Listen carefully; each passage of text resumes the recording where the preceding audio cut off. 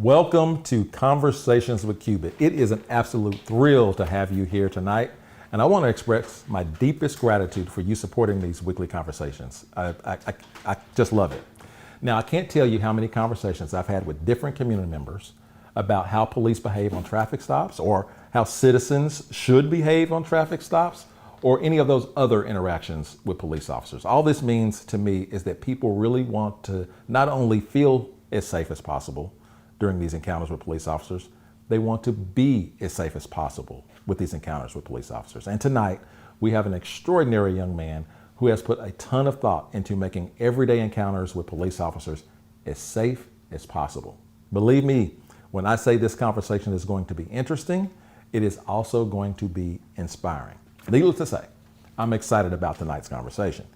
And maybe this is your first time joining our conversation. Where you been? Where you been? If so, welcome to the family. And yes, we consider you family. My team and I are excited that you found your way here. And to all of my regular, loyal viewers, thank you for all of the words of encouragement you send to my inbox every week. And the people that come up and say hi too. I was at Juneteenth and everybody was speaking. So please keep all of those messages coming. Right now, we are also live on YouTube as we speak, and you can find all of our past conversations on my YouTube channel. Just look up Conversations with Cubit, and once you get there, subscribe, and then hit the like button. Would you do that for me, please? We're really trying to increase our viewers on YouTube, so please help us out. We have some great conversations posted there with some amazing folks. Trust me, you will not be disappointed. But before we dive into tonight's conversation, I got to ask you to do me a small favor. And I got another favor to ask you at the end too, but what I want you to do is I want to spread the word. Would you please share this incredible conversation with your community? Please hit the share button. We really want people to know about this amazing technology. Have you heard about my friends at Green Pasture Studio? Of course you have, especially if you have been watching this show. Green Pasture Studio serves as our home for these great conversations, acting as a backdrop for our live shows. And now, tonight, we're not in the studio because they're filming a huge show out there, and I'm super excited about that. We're at my house, by the way.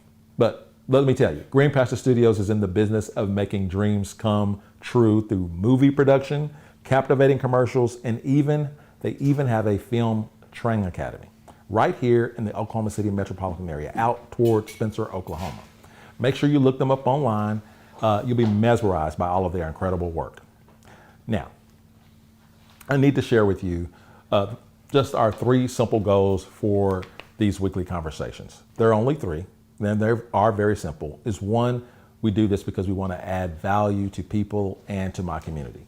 2, we want to inspire you to believe in what people can become when we're willing to work together. And 3, love people, period. That's it. All this means is I want you to be inspired, and I want you to get useful information and resources, and I want to celebrate individuals, groups, and organizations who are making a positive impact on our community. Every conversation will be about information, inspiration, and hope. You'll see about that tonight. Okay, joining me tonight is a young man I am so honored to introduce to you. His name is Chris Foster. Chris is the son of a lady that I have worked with for years at the city of Oklahoma City. I also get to hang out with his dad from time to time, so I know he comes from good stuff and good people. Chris and I visited for the first time a few years ago, and I knew then he would be doing something significant in our community and something significant for our community. Chris is a homegrown project, born and raised on the east side of Oklahoma City. He attended Cassidy for high school and then went on to OU, where he studied journalism and advertising. At the tail end of his college, he began working on this thing we're going to talk about today, an app called BluJay. It is a 2-sided digital platform that allows you to communicate life-saving, humanizing information to the police officer during a routine traffic stop. Chris is doing all of this for all of the right reasons, and that's why I asked him to come on tonight and share his work and his vision. Ladies and gentlemen, folks, please help me welcome my friend Chris Foster to Conversations with Cubit. Thank you, sir. Of course, happy to be here.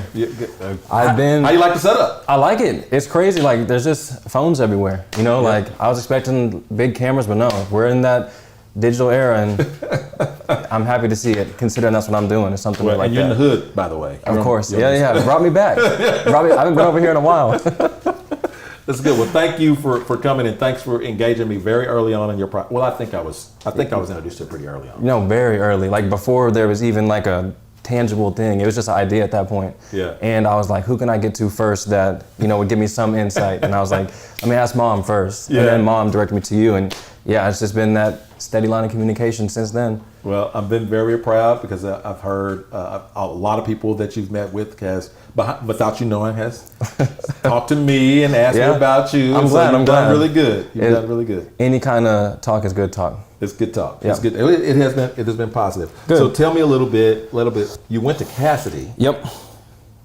But you tell me that you grew up on the east side. Oh yeah, for sure. So I need to know something here. Okay. Now, I'm not hating on Cassidy. I'm not hating on Cassidy at all. Yeah.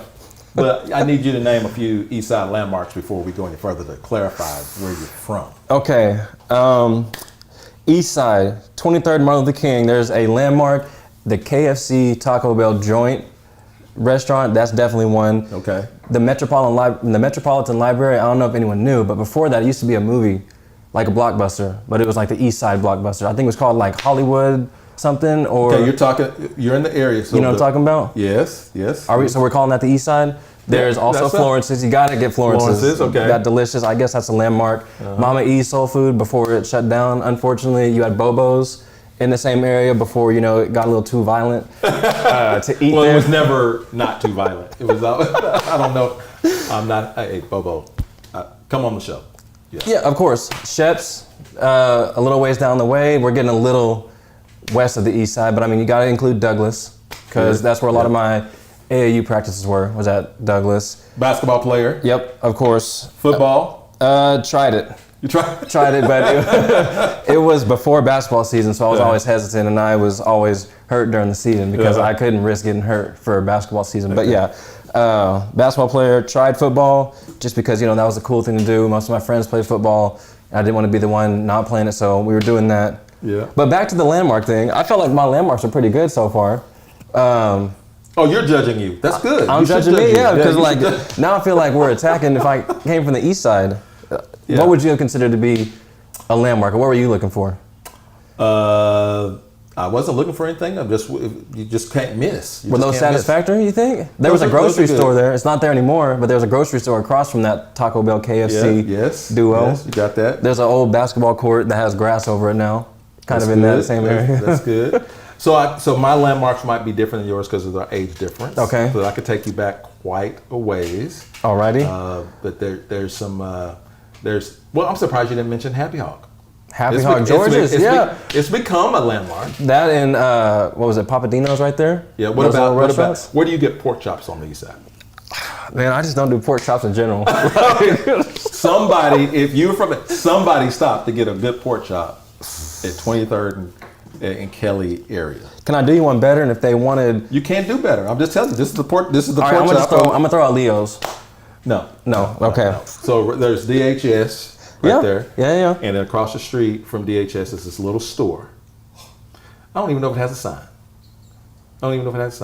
But your homework as a Cassidy graduate and an East Side alum is to go get a pork chop. You ain't got to eat it. But you gotta. Of course, yeah. I always appreciate homework. Cassidy. Yeah. We love homework. So that's your native assignment is to go buy a pork chop. The experience of just going in there, figuring out how to park your car. So it's one of those places where there's no sign, but I'll know when I'm there. You'll find it. Tell me if I'm wrong. He's got to go buy a pork chop from the store right there. I'm at Prince Hall right there. I'll attach a picture of the place to this Facebook and be like, I did my homework. That's right. That's it. And I would like you to do it before dark today, if that's okay. But anyway. I know one thing about the East Side. That's the thing about the street lights when they go off. No, that's good. All right, let's get to the business at hand. Okay. Yep. First, tell me a little bit about you. I think I've learned a lot already just with your geography of the East Side and stuff. But tell me a little bit about your upbringing. Upbringing, so what I'll always do when people ask me this question, I'll give them a little scenario. Okay. So I was born and raised with two parents. One of them was an admission director at a private school, and the other one was a juvenile probation officer. And if you can't tell by, my appearance, one of them's black, one of them's white. Now, you know my history. So in that situation, most people say, oh, your dad's black, he's the probation officer, and your mom, she worked at the private school. It's actually the other way around. So with that, I had a very, as I like to call it, unique perspective on most things, because I definitely fit into that narrative and that story of too black for the white kids, too white for the black kids. So I was always trying to find out, like, what was my place. And my mom, you worked with her, so she was definitely dealing with juvenile and being on, associating with those kids from the east side. She was always, like, preparing me for something. I still, to this day, I don't know what she was preparing me for, but she was preparing me for something, making me extremely aware of my skin color and, my upbringing and how, people might start to see me. And I didn't really understand what it was that she was telling me until I started going to Cassidy. So I started going to Cassidy, and for those who may or may not know. What grade did you go to Cassidy? Started in 6th grade. 6th grade, okay, yep. So yeah. So then, Where'd you go before that? I was at a little school called St. Eugene. It was a little just church school. And, it was at that moment where I had, as people like to refer it as, like, a culture shock. Like, I want to say, like, out of the whole school, there was, like, maybe 10 black people. And it was like, and at Cassidy, you can go to school there when they call it primary division. You can't even talk yet, but you still can go to school. So they have grades from primary to upper division. So it's like newborn to 12th grade high school. And in that entire, school ecosystem, there's only 10 black people, and I was one of them. So, well, I guess 9.5. But, but, I got there, and it was just like the immediate, just the heads turning, like, who is this kid? Like, what is he doing? Like, and also, my dad held that position up there that was pretty high. So, I was being featured in the magazines and the photos. People were just like, who is this kid? Like, and it was at that moment where I was first introduced to what I would now refer to as microaggressions. And it's the little things where, I'd start hanging out, making friends, and I could befriend this little item right here too. So I made a lot of friends, and with that became part 2 of the Culture Shock series, and that's going to these people's houses. And, like, a lot of those houses are Nichols Hills, Gaillardia, Rose Creek, Mulholland, Heritage Hills, just naming out those, neighborhoods I wouldn't otherwise get into. And it was just the little things about, like, wow, Chris, you're so well-spoken for a black boy. So then, at the time it didn't really make any sense, because I was just like, oh, they're being nice. But, from my mom, telling her, like, oh, I went to so-and-so's house, and, like, they even said that I was well-spoken. It was at that moment where she was like, yeah, it kind of explained microaggressions, and then that's where I started to learn, like, there is a difference being black and being white.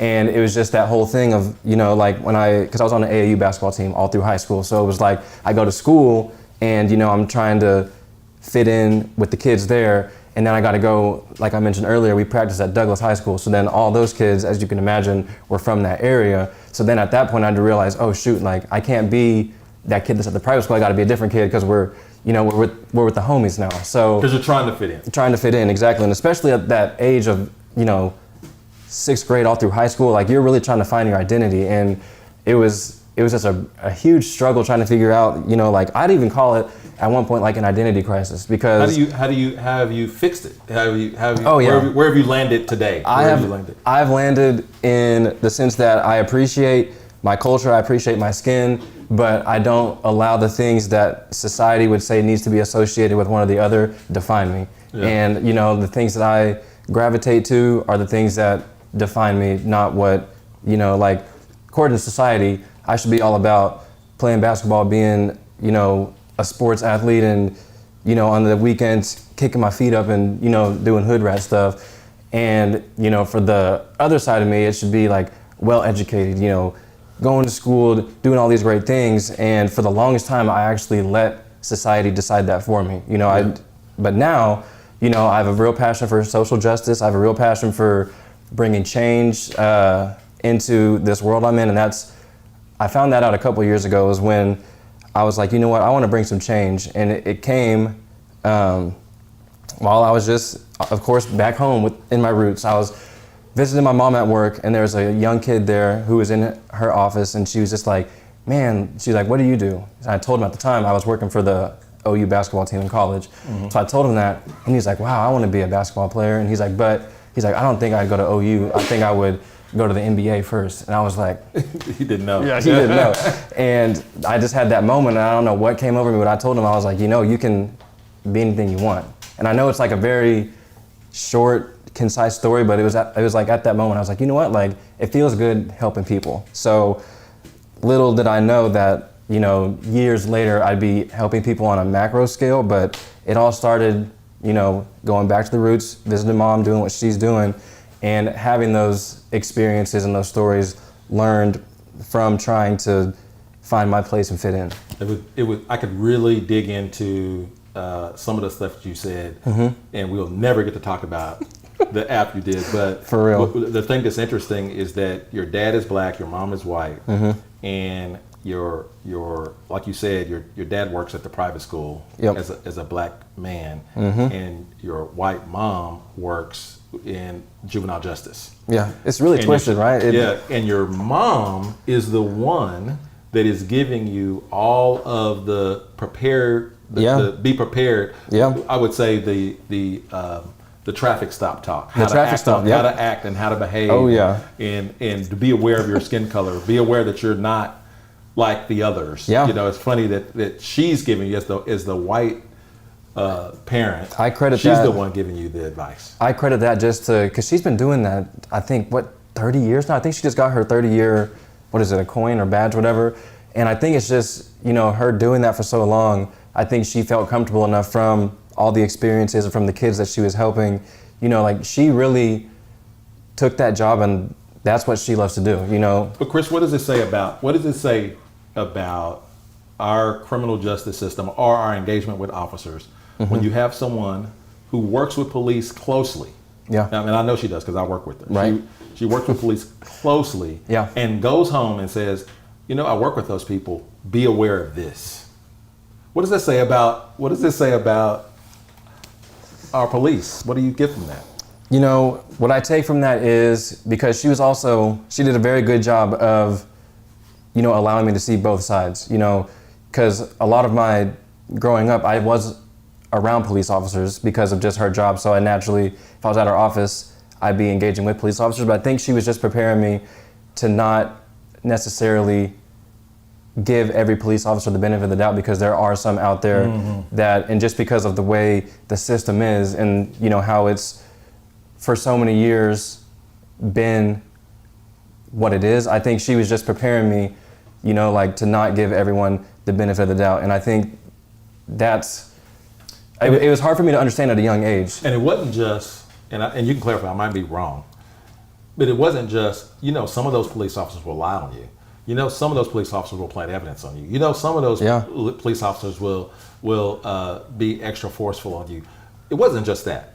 She was saying it's those things because of your skin color. Right. Yeah. She was making, and she works with them, and she could see. So yeah. That's really telling. That's definitely telling too. And it's kind of the reason for a segment of BluJay, which we'll get into. But I think at a young age, she was, what we say is educate, not escalate. And I think she was educating me of all the things that could go wrong because of how I looked. Like even if, because there are some situations where unfortunately that does play a factor. And as we'll get into, I'm sure today, profiling comes into it. Like you getting to talk to me right now and understand where I'm coming from, like you at that point wouldn't consider me to be, what my skin is. But if someone pulls me over and they see that I'm a black person, immediately the stereotypes come in, the microaggressions come in. So I think she was educating me on those situations because of how I looked. Like you can do everything right, but if someone wants to take advantage of you because of your color, as we unfortunately know, it can be done. And I'll be the first one to admit that some of those microaggressions are not happening intentionally. Yeah. There's some unconscious things that happen. Right. And people have to just be aware of who they are and how they think and what, all those kinds of things. A lot of things that play into how you might be treated, not just because it's in the person's heart. Yep. And I know I'm gonna get smashed for that, but that's true. All right. So tell me a little bit. Tell me a little bit about how we got. Tell me about the app. Okay. Tell me what it does, and then we'll talk about what problem it solves. Okay. So what BluJay is, it's a two-sided digital platform. And what that means is the two-sided is, one side is for users like me and you, citizens, and on the other side, it's for police officers. So there's two sides to the platform, and what they do is they talk to each other. So during a routine traffic stop, what happens is, we're gonna take you back into the field. Okay. So way back. You pull someone over because they ran a red light. At that time, you type in their license tag, whether it be you type it in yourself or you radio to dispatch, and then their information comes up, right? So now BluJay is basically an extension to that, where you can now include humanizing information about the driver. So you get all this stuff about like the driving history and the car itself, but there's one very essential piece missing during the traffic stop, and that's the humanization of the driver. And the way it works is all through the license tag. So when you get your license tag typed in, you receive a notification on your phone saying that you're being pulled over. And when you tap that notification, you can see the officer who's pulling you over. So you'll see a picture of them, their name, badge number, and the reason for why you've been pulled over. And that came from, just a customer discovery about what do you need to feel more safe during a traffic stop. And overwhelmingly the response was, if I just knew who was pulling me over and what I did, I would feel a lot better. Because unfortunately, and it's like a uncomfortable conversation sometimes talking to a police or a former police officer, but a lot of times police officers won't tell you what you did, and like that creates that level of anxiety of, I don't know why I've been pulled over now. So, and know why? Why? Did they, in your research, you haven't found that out? What about why they don't tell you? Why they don't tell you? Why they're hesitant to tell you? Well, I mean, they should tell you, but why are they hesitant to tell you? See, I actually don't know. So this is a first here. We're learning why they don't tell you. Let me tell you why they're hesitant to tell you. Okay. And real life experience. Formulate a story? No. Maybe? This is so I pull you over. Yeah. For running the stoplight. Mm-hmm. And I come up and I ask for your driver's license and your insurance. Right. Right? Mm-hmm. And then you say, why did you pull me over? Before I get the documents I need. Yeah. Right? Mm-hmm. Now I say, you ran the stoplight. And I'm just pulling you over because you ran that stoplight back there. No, I didn't. Yes, you did. No, I didn't. Now we're into an argument about why I pulled you over and everything. Okay. And I still don't know who you are, and I still don't have the documents I need, and we're into a battle over the violation. Okay. If you give me right. if you give me the documents I need, then I tell you, you can argue all you want to, then I can just go, I'll be right with you, and I can walk away, and I still have the thing, and not get it escalated. Yeah. That was the idea way back in the day. Right. About way back in the day. This is when I was training. Yeah. When I was being trained years and years ago.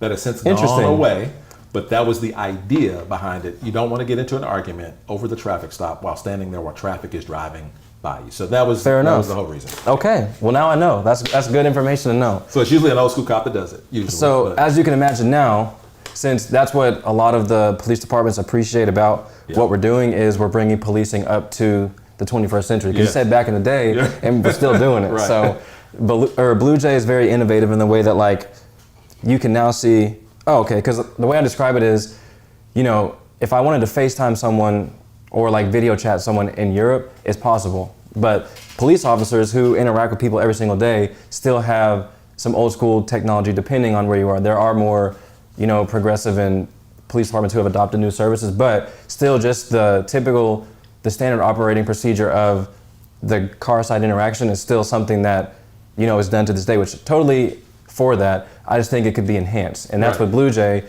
you skip that one, skip that one piece. Yeah, and then with BluJay also, 24 hours after your interaction, you receive the BluJay driver experience questionnaire. And what that is a questionnaire addressing the car side manner and conduct of the officer. Now, all those questions, they're derived from the Police Code of Conduct, the handbook. So none of the questions are intended to incriminate the officer or just give the driver a free text box to say, well, this officer did this and that. He touched my car. Why do they always touch my car? Those kinds of things. It really based on the policy, did he follow it? Exactly. Right, and that was part of something that we worked with the Fraternal Order because, obviously their whole job is to oversee the department and, them working alongside BluJay has allowed us to become more of a tool for officers rather than an enemy for police officers, because that questionnaire will actually determine whether or not the traffic stop was done correctly. You know, like there might be some, like one of the questions, for example, is what was the overall tone of your engaging officer? And it's just professional, disrespectful, or harsh. You know, like just questions that will actually determine how the interaction went, instead of a text box that says, how was your officer talking to you? Well, the officer sounded mad at me, and it removes a lot of that what if and The how the subjectivity traffic of stop. it. Yeah. Yes. So then the officer develops a rating. Essentially, but it's not really a rating, because we don't want it to be like Uber, where you're being pulled over and then you see that you have a 1-star officer, because then that would do the opposite of what BluJay is intended to do, and that would escalate the situation, because you're like, oh, this has a 1-star officer, like, do I need to be worried? Like, do I need to be scared? So that information is shared with police departments so that they can, you know, understand what the people that are being policed are saying. And the most important feature of BluJay is the BluJay driver profile. So that's what all the citizens are going to be able to do. And what the profile is it's your profile where you build your picture, first of all. Like, so when your officer pulls you over, they'll see a picture of you. So that's important. And we say at BluJay, it's hard to profile when you have a profile. So for me, I'm a gym rat. Typically, I'll be driving home in a hoodie and, you know, all the things that would stereotype me as like a bad guy. So my profile has a picture of me in a suit, and some other things that included in your profile are your occupation, any medical conditions, disabilities, and mental health concerns. And that's all just communicated to the officer so that he, she, or they can make a better tailored interaction for that individual. Because through some of our discovery, a lot of police officers have said it's hard for them to determine whether or not someone is drunk driving when it could be a diabetic episode. So with BluJay, should an officer be engaging that vehicle, they would then know if there's signs of DUI. If they were to run that tag and it shows that they're diabetic, you know, the assumption at that point will become diabetic episode rather than DUI. And it just removes a lot of the guesswork for police officers, and it truly allows each officer to, you know, make tailored decisions based on who they're pulling over.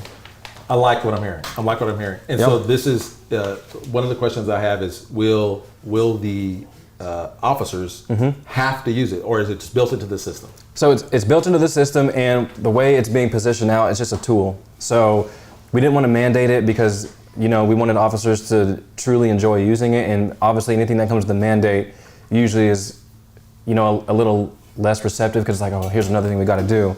So for now, BluJay is simply a tool that all officers will have access to. So for those officers who enjoy using BluJay and they like seeing, you know, the humanizing aspect of the traffic stop, they're more than welcome to use it. But then for other officers who may just be like, I'm going to stick to my typical standard operating procedure, they are more than welcome to do that. However, the way BluJay is integrated, whenever you type in the license tag, you get it regardless. So it's just up to that officer if they want to use the information that's so it's provided built into there. the system. Yep. And it's just another thing. They can ignore it. Yes. Right. So like when they type in the license tag, it'll pull up, you know, the information on the car. It'll pull up that driver's previous history or any active warrants, tickets, that kind of thing. But now alongside that will also be their BluJay profile. So it's kind of hard not to look at it because it'll be right there for them to see. Yeah. And if I, the driver, have created a profile. Correct.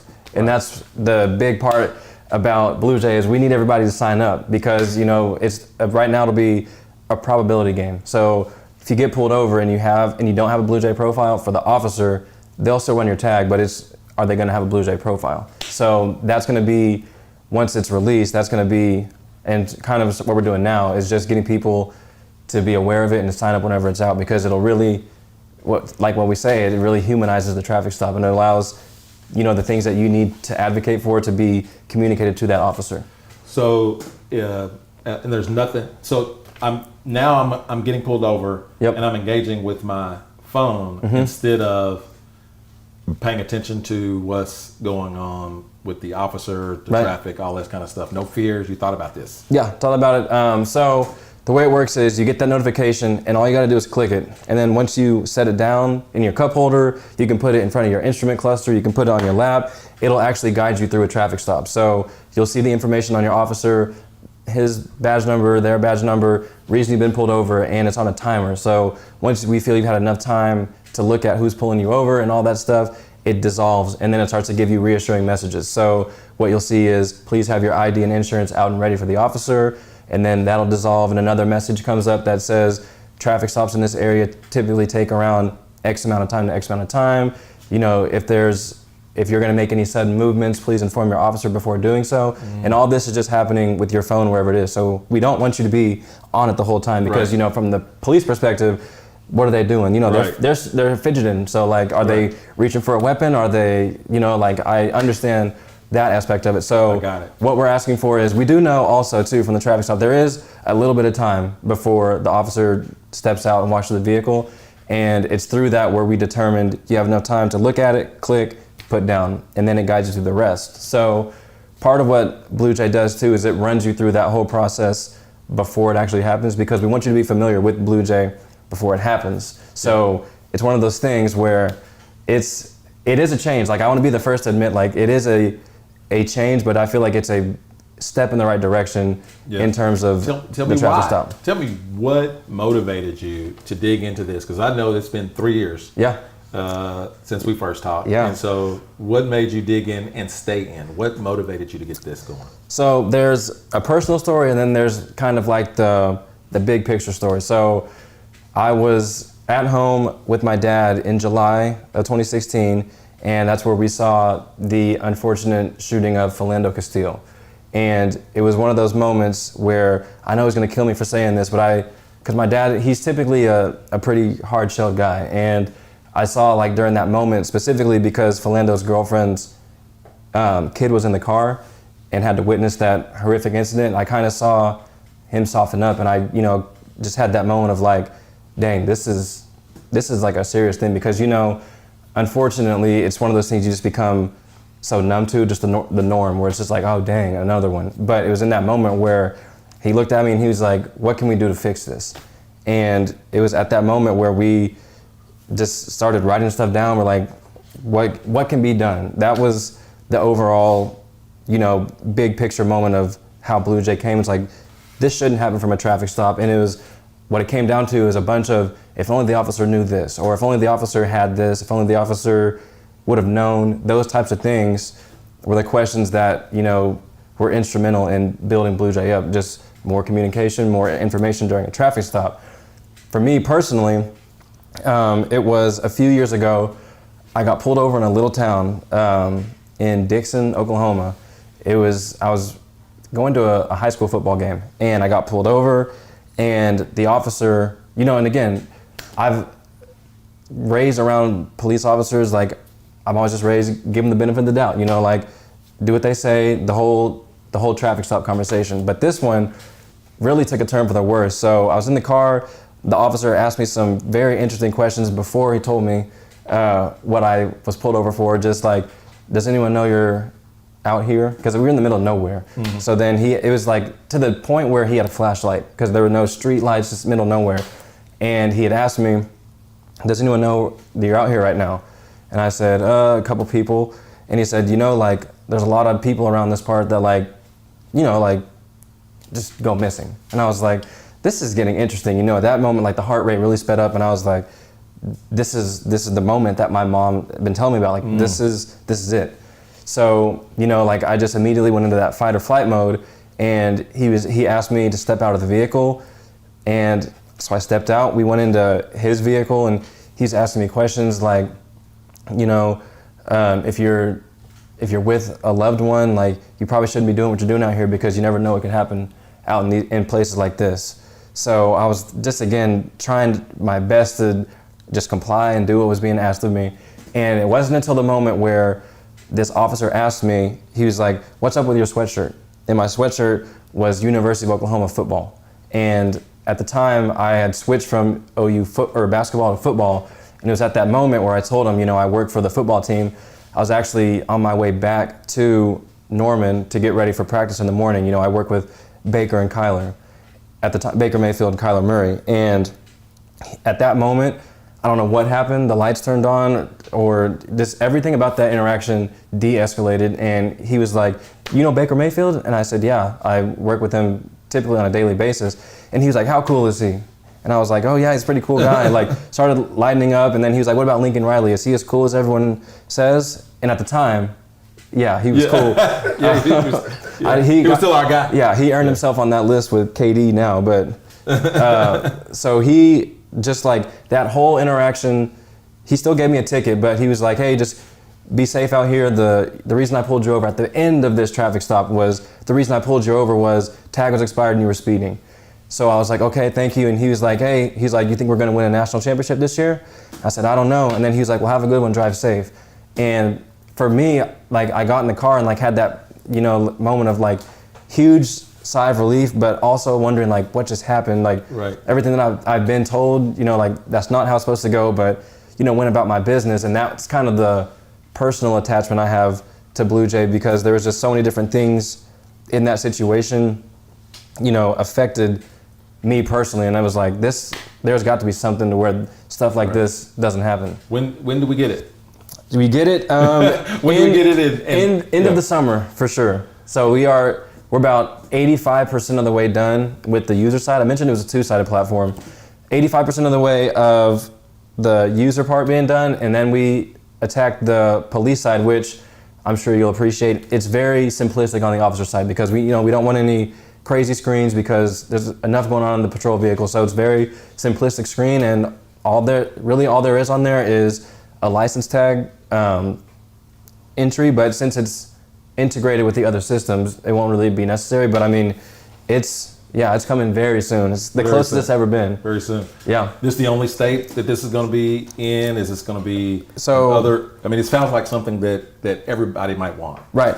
So right now we do want it to come from Oklahoma, because, you know, I was born and raised here. It's a great story, makes Oklahoma look good. But I will say it has had a lot of interest from other states, such as like Arkansas, Alabama, Minnesota, Texas. So are there other places? Are there other apps similar or doing something like this? So BluJay was so new enough that we were able to actually patent the technology around it. So it is truly native to the market. Now there are other apps out there addressing policing, but what BluJay has done, and like the greatest success with BluJay has been able to wedge myself perfectly in the middle, not being an anti-cop app, not being a pro-cop app, and we're perfectly in the middle of being able to help both sides, where a lot of the apps currently on the market right now are strictly anti-cop apps. You know, just file a complaint, or I need a live attorney because I'm so scared in the moment. So a lot of the apps, you know, don't really do a great job of trying to bridge the community, but it still keeps that bridge on one side of being anti-police, where this one, you know, can actually bring both sides together. Because with the company, the 4 pillars that, you know, we like to build on was transparency, communication, community involvement, and accountability. That's the 4 big pieces that go into BluJay, and I think that's been the reason that it's so perfectly wedged in the middle. One more question. So I finished my interaction. Yep. The survey comes to me 24 hours later about how my traffic stop went with the officer. Yep. I answer the questions. Does the officer get to evaluate the citizen? So they do not. They do not. However, here's the part that you'll like too. So, like we say, it is a two-sided platform, and we wanted to make sure that both sides enjoy BluJay. So the very first question of that BluJay driver questionnaire is a chance to commend your officer. So rather than starting it off with a formal complaint or like getting into like what the officer may have done wrong, it gives you a text box. So you actually have a free thought into anything, like to give that officer a commendation. So the story I like to tell is there was a friend of mine who was pulled over, and when the officer realized they had a kid in the backseat, he came to the window and asked her, and he said, "Can I give your kid a McDonald's toy?" Because he, like when he went to McDonald's, he would keep all the toys, and he kept them in his patrol vehicle. So when he did see a kid, he was like, he wanted to give him a toy, because, you know, just that small act would do a lot in de-escalating and then changing the way in which people see police officers. But she was like, yeah, I was sad because I could never tell anyone that story.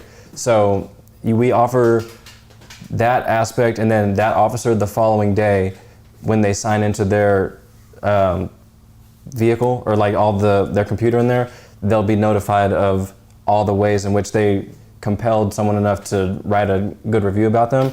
And with that, we're also tracking that too. So the officers who are extremely high performing and are, going above and beyond to do well, they're also going to be recognized, because in a time right now where police officers are being scrutinized, we want to shift that and then, turn it to the other side of shifting and creating an ecosystem where police officers are, rewarded rather than scrutinized. And, we want to ultimately challenge that all cops are bad narrative. I got you. And we believe that by doing that and recognizing those on the front lines, it can go a long way in doing so.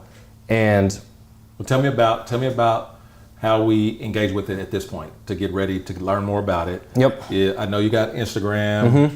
You probably have all the socials. You probably have all the socials. Direct us to you, man. We have the website's probably going to be where you get the most info, and that's BluJayLLC.net. But you're also going to find a lot of the same information on Instagram, which is BluJay.us. So they're kind of, as I like to refer to it, like a dormant volcano. Yeah. But here in the next couple of weeks, it's really about to start ramping up, because we're going to be getting closer to putting the user side in the App Store so people can actually start signing up and creating their profile. Right. So when that happens, that's going to be where we need all hands on deck. But for now, that's where you can get all the updates and info and tidbits like what we're doing here, just to learn a little bit more about what it is that we're doing. But yeah, it's coming real soon, and we've made a lot of the right. How much is the app? It's free. Free 99. Free 99. Yep. I love free 99. Yep. And there isn't any in-app purchases. Like I know that's a big trend. Like the app's free, but you get it for 14 days before you got to pay. No, because we feel you shouldn't have to pay for your safety. So It's one of those things where it's free to you. All you got to do is just create your profile, and then when you get pulled over, you'll be able to turn my notifications on. Yes, definitely that too. So a big part of BluJay is, we want you to stay engaged with the app. So a big part of BluJay is what we call it, an information radiator. We got to work on the name, but basically what it is for those individuals who may not know that much about their rights and what things of that nature. So that's a joint venture that we did with police departments. It's called Know Your Rights. And what it is we just addressed a lot of questions that were brought to us about the traffic stop, and we had police departments answer those questions for us, because obviously we're going to want to know how a police officer would want us to respond in those situations. So you can expect questions that you'll learn about on there, like, can I call my mom or dad to feel safe during a traffic stop? Or the good old fashioned, can I record my officer during a traffic stop? Am I admitting guilt when I sign a citation? Just those different, questions that people may have. Because I know that most people don't typically take the time each day to learn about the ins and outs of the traffic stop. This is the thing I know people are going to ask, and they're probably in the comments asking this now. Yep. I am not giving my information to the police. Are you giving my information? What information needs to be in there? Their name. Yep. The car. Yeah, right? So there's a cool little feature in there too, because we knew that'd be a big question. So not everything that you upload on your profile is visible to the police officer. So, and there's a feature on the app where you can click to see what your officer sees versus just your profile in general. So you can volunteer as little or as much as you want, but obviously the ones that you would want your officer to know during a traffic stop. So for example, but I gotta put my tag in. Yeah, tag for sure, because that's all how my cars. Only the ones that you drive a lot. Yeah. So we took it into consideration. There are going to be situations where there's a single car household. So what you can do on that one is you can have multiple users on one car, and then when you're pulled over, you get the notification that says, Wayland has been pulled over, are you the driver? And the 3 people associated with that account can hit no, and if I hit yes, my profile will pop up. So I can have my kids on there, and I know when my kids are getting pulled over. Yep, which is a good and a bad thing, depending on who you are. I'm sure that's all good. That's all good. You'll find out. Yeah, so one of these days. That's another big piece of BluJay too, is the emergency contact feature. So you can add emergency contacts to your profile. So if you got pulled over and you are on my emergency contacts list, I would be notified where you're being pulled over and just that you've been pulled over in general too. So that's this is good stuff. It's good stuff for sure. This is good stuff. Yeah. So it's taken a lot of time and a lot of conversation with the right people, because if we were to release it when we talked about it 3 years ago, it wouldn't have been. Oh no, I'd probably rate you over the coals. So yes, for real. And then that was back when we had the rating system. So police officers would have been like, these people got my ratings on this app, and it would have just been not fun for both sides. So we've taken the time, we met with a lot of individuals protected under the Americans with Disability Act. You know, we've partnered with other organizations around the city, like Diversion Hub. We're working with them about a misdemeanor traffic stop program. So for individuals who may get pulled over and can't afford their ticket and things like that, there's a traffic ticket plan with the city. I'm proud of you staying with it. I know people that give up in 3 minutes, and that's like 3 years. Oh, I've given up like 20 times. Yeah, that's really, really good. I've definitely closed the book a few times and been like, yeah, this is just over. All right, give them the website again, Yep. social media again, then how to contact you if they have questions or want to be more engaged. Yep, website is BluJayLLC.net, and BluJay is BLUEJAY. So BluJayLLC.net, and then Instagram is going to be where you can find most of the info, and it's BluJay.US. And I look forward to seeing all the people's profiles come in, because, you know, it is one of those things where it takes a village. We have very good relationships with the police departments here in the OKC Metro. So as much as we're relying on police departments to adopt the system, it also takes everyone else signing up too. And, you know, like I said, one of the pillars was transparency. So, you know, police officers sharing a little bit more with them, in turn with us sharing a little bit more with them. That's what's really going to, you know, bridge that gap between the two, because all it takes is just a little bit more, little communication. That's it. I'm excited. We're going to check back in about, let's give it 6 or 8 months. We'll come back, we'll do a follow-up and see how it's going. Yeah. And get a user or something to see how their engagement with it was. We'll have that conversation. Of course, yeah. And I wanted to, while we got this, so I can get you a live reaction, I wanted to see what you think. I went ahead and made your profile. So that's the ugliest picture of me ever, but he found it. So That's good. you can see in there, like, it's a real thing. You know, we're getting very close to the end of it. So that's my age. It has my gender, African American, occupation, English, no disabilities, carries a firearm. That's right. It says yes, and no medical, no mental health, and no military status. That's very good. And you can see that little button in the bottom right corner. If you scroll to the top of these, that button will show you what your officer can and can't see. So that little button right there, yep. And all you can see is my name and my occupation and what I speak, and that I carry a firearm. So very good. We wanted to make sure that you have the option in showing as much or a little as you want. I love it, man. Yeah, so I love it. Next time, like I said, you'll see very soon how the functionality of BluJay works, because we're about to get the police side of it. So we'll be showing demos through the website, and you know, you can sign up right now to be part of the beta experience. We should have put the demo up here. We should have put Could have done that for real. Done that. Yeah. Man, what kind of I wish I could just, you know. We could have done it. We got technology around here. For real. That's it. So before we go away from Conversations with Cubit, I do have one more favor to ask of you. All of you know that I've worked with young men for years, and I do a lot of mentoring around the city and other places. And I'm getting ready to do one of those Man Up events at a place here in the metropolitan area. And here's what I need. I have taught, I don't know how many hundreds of young men to tie a tie. Yeah. And I'm going to teach them how to tie a tie again next month. I'm out of ties. I don't have any ties. And I know that there's several men that you know right now that have ties that are just hanging there that they're not using. If you will just inbox me and tell me where I can come and pick up your spare ties. I don't want these old 1950 ties. They have to be wearable. We want them to be able to look good when we get done. We're going to teach them how to tie. And if you just want to donate to that cause, you don't have a tie, you want to help us buy them some clean, nice white shirts, just inbox me and we'll exchange cash apps and all that kind of stuff. But help me serve the community a little bit deeper and a little bit stronger, okay? Can you help me do that? Looking forward to seeing it. That's it for Conversation with Cubit. Look out for BluJay coming to the App Store soon. And Google Play Store too. And Google Play Store. Apple and Android. Of course, of course. Well,